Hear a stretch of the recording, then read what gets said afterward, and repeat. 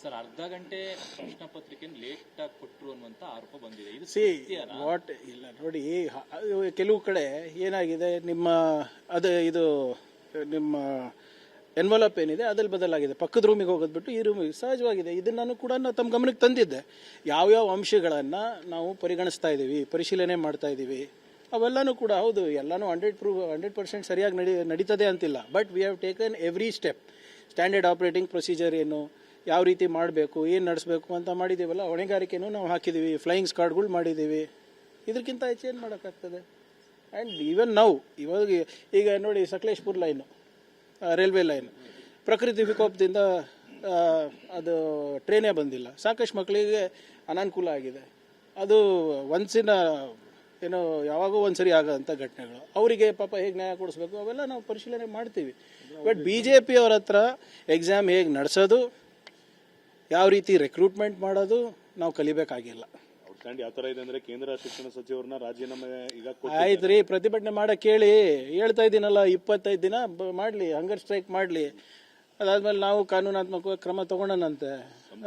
ಇವರು ಅವಾಗ ಯಾಕೆ ರಾಜೀನಾಮೆ ಕೊಟ್ಟಿಲ್ಲ? Who was the head of the department sir? PSI ಹಗರಣ ಆದಾಗ ಯಾರು ಗೊತ್ತಾ ಹೆಡ್ ಆಫ್ ಡಿಪಾರ್ಟ್ಮೆಂಟ್? ಅವಾಗ ಯಾರು ಮಿನಿಸ್ಟರ್ ಇದ್ರು? ಬೊಮ್ಮಾಯಿಯರಿಗೆ ಹೋಗಿ ಚೀಫ್ ಮಿನಿಸ್ಟರ್ ಮಾಡಿದ್ರಿ ನೀವು. ಅದಾದ್ಮೇಲೆ ಅರ್ಗ ಜ್ಞಾನೇಂದ್ರ ಅವ್ರು ಬಂದರು, ಅವ್ರು ರಾಜೀನಾಮೆ ತಗೊಂಡ್ರ?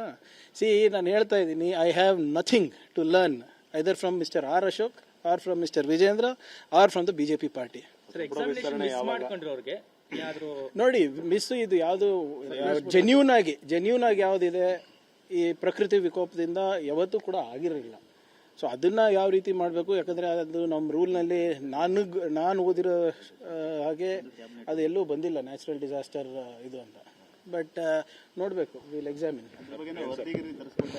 ಯಾವುದ್ರದ್ದು?